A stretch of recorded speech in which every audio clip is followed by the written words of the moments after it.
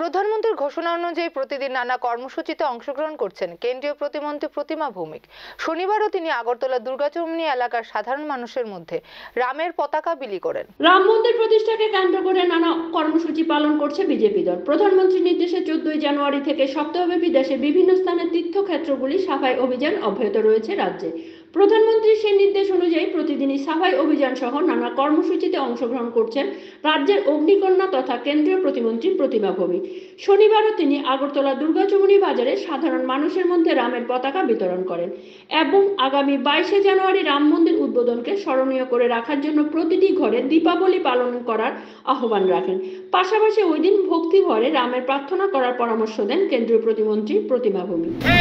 আগামী 22 তারিখ মর্যাদা পুরুষোত্তম প্রভু রামচন্দ্রের প্রাণ প্রতিষ্ঠা গৃহপ্রবেশ, সেই উপলক্ষে গতকালকেও এবং আজকেও আমরা যে ধ্বজ, সেই ধ্বজ সবাইকে দেওয়ার চেষ্টা করছি।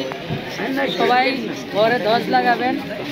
আর মাননীয় প্রধানমন্ত্রীর যে আহ্বান, আমরা 22 তারিখে সন্ধেবেলা প্রত্যেকের বাড়িতে প্রদীপ প্রজ্বলন করে ভগবানকে আহ্বান করব এবং দীপাবলি উদযাপন করব।